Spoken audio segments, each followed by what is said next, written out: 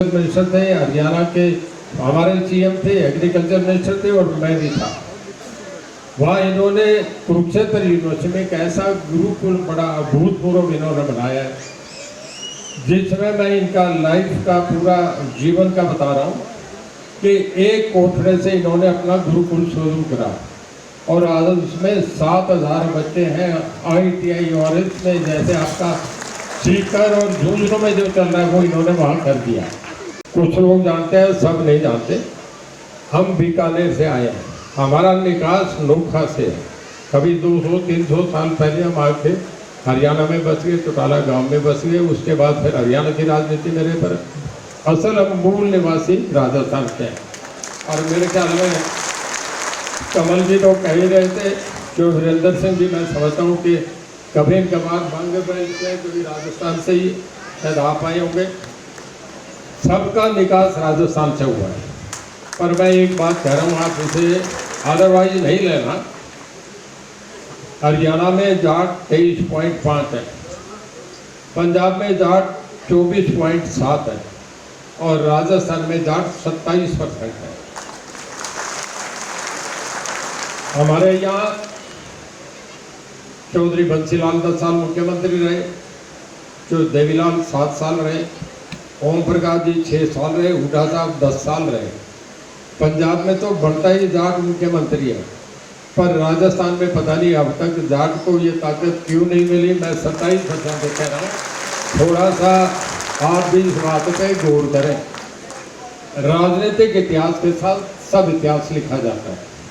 आप बहादुर को मानो, समझदारी से आगे बढ़ो। वैसे वसुंधरा राजे भी तो थी, तो जाट के घर में आई है। मैं तो उसे भी ये नहीं कहूँ कि वो नहीं है, पर हमारा एक बहुत अच्छा लगेगा कि हम समझदारी से इस बात को बढ़े। और मैं एक बात और कह के अपनी बात खत्म करूँगा कि किसानी पे ज़्यादा जोर नहीं लगना। आजकल इसमें ज़्यादा पेट भरने के तो ऐसा काम है जिसे मजबूरी में करना पड़ रहा है। राजस्थान में तो कुछ है ही नहीं। हमारे हरियाणा पंजाब में पानी भी बहुत है, फिर भी बुरी हालत है। हर किसान जमींदार जो है उसमें सभी आ गए, HDFC बैंक से पैसा लिए हुए हैं। और मैं सच्चाई की बात बता रहा हूँ कि 5-7 साल के बाद हमारी ज़मीनें भी बैंक में चली जाएंगी। बैंक का पैसा देना पड़ेगा, रुक नहीं सकता, हम बिल्कुल खाली हो जाएंगे। मैं एक उदाहरण दे रहा हूँ आपसे कि एक रेडी आप कहीं भी देख लें, नागौर में देख लें, जोधपुर में देख लें और बेंगलुरु में देख लें। एक रेडी पे जो रेडी की कीमत है, उस पर जितना सामान रखे, चाहे सब्जी है, चाहे उस पर फल है, चाहे उस पर दही बल्ला है, वो 1 लाख से ज़्यादा कीमत नहीं है। और वो 1 लाख वाला आदमी शाम को 5,000 कमाता है और उसका बच्चा सुबह टाई बांध के रिक्शा में बैठ के कॉन्वेंट स्कूल में पढ़ने जाता है। उसके घर में एंटीना लगा है। और जिस किसान की ज़मीन आपके राजस्थान में भी, हमारे यहाँ भी, हमारे यहाँ तो 30 लाख 14 एकड़ का भाव नहीं है।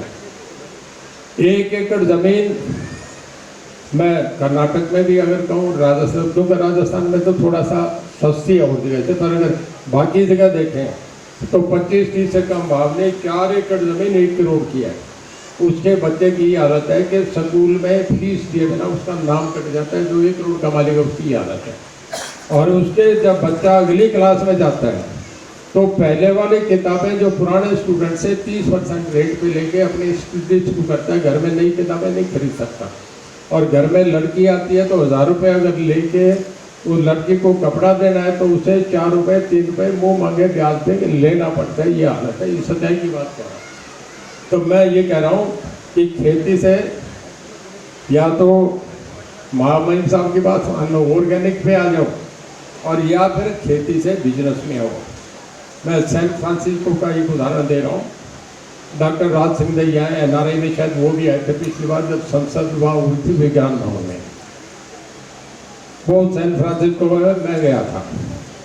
उनके यहाँ पूरे परिवार के रिश्तेदार के 62 घर अकेला उसमें ले गया, जिसे जाट नगर लिखा है। सारे जाट जो उसके रिश्तेदार थे सबको वहाँ ले गया। मैंने सुना कि बेंगलुरु में अकेले में 5,000 जाट परिवार है जो बिजनेस करके, चाहे वो राजस्थान से, हरियाणा, मध्य प्रदेश, गुजरात, कहीं से भी आके यहाँ बसे। भाई मैं आपसे निवेदन करूंगा कि आप और लोगों को भी लेके आओ, इसमें आगे बढ़ो। और अगर आप थोड़ा सा सैन फ्रांसिस्को वाला मॉडल कर गए तो मैं आपसे बताऊंगा कि जो वीरेंद्र सिंह कह रहे थे 23 से 2 करोड़ हो गए, तो आपका अगला जो परसेंटेज है वो 27% से बढ़ते जाओ, आप पूरा बेंगलोर ही आपका होगा। ये काम आप कर लें।